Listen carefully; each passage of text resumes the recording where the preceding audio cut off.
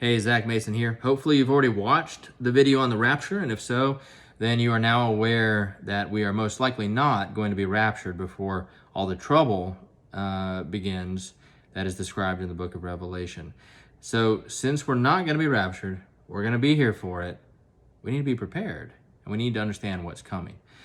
In this video, I'm going to help you start to get a picture of what's to expect, okay? Now, before I do that, let me talk a little bit about what you've probably heard before and why you might be looking for the wrong things. So if you've had a pastor preach on revelation or prophecy before, or you've been in conversations with other Christians that seem to know a lot about prophecy, you've probably heard something along the lines like this, that the Antichrist is going to be a Roman or European ruler who is going to be a charismatic leader, and he is going to get elected, and everybody's going to love him, and he's going to rule over a 10-nation confederacy of sorts in Europe, Europe-based, and then he is going to facilitate the signing of a 7-year peace treaty with Israel, and then in the middle of that treaty, he's going to break it and begin to persecute Israel, and we're going to see his true colors. And that's when Christians will recognize, oh, this is the Antichrist. That is what is typically understood and taught throughout American churches. That's based on books by Tim LaHaye and John Hagee and a few others. So I would like to, you need to know though that there's actually very little biblical support for that whole story. There's pieces that are it's based in certain verses, but all of that is built on a few assumptions from just 3 different verses, and one of them is badly translated. So let's talk about the first one. Let's talk about the first one in this video, and then I'm going to do a video on each of the other points. But the first one is this idea that the Antichrist is going to be a charismatic leader. Where does that come from? There's nothing in the Bible that says he's going to be a charismatic leader who's elected. So where does it come from? It comes from a single verse in Daniel that says, through peace he shall destroy many. That's Daniel 8:25, if you want to look it up. Through peace he shall destroy many.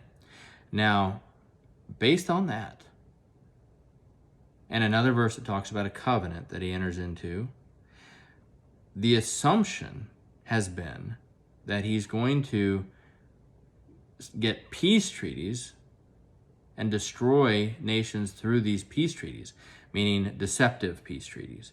And the assumption, again, is that Israel will be party to that treaty. But there's no verse that says that. Please hear me clearly. There's no verse that says that. And the through peace he shall destroy many is badly translated. So that word peace, you're only going to find that in the King James Version. Every other translation of the Bible says something different. The reason? Because the word peace is not behind the Hebrew word behind peace is not shalom, not the Hebrew word shalom that means peace. It is a different Hebrew word which is shalva.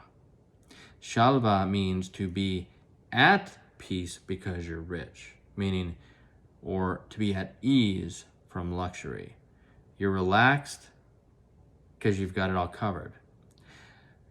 So a better translation of that verse in Daniel 8:25 is, through complacency he shall destroy many. Very different. Very different. Through complacency he shall destroy many. And since Revelation 6:1 says, and 6:2 says, he was given a crown, conquering and to conquer. He's a conqueror from the start.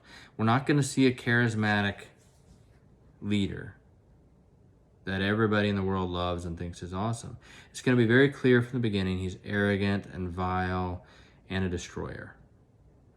There's not going to be any doubt about it.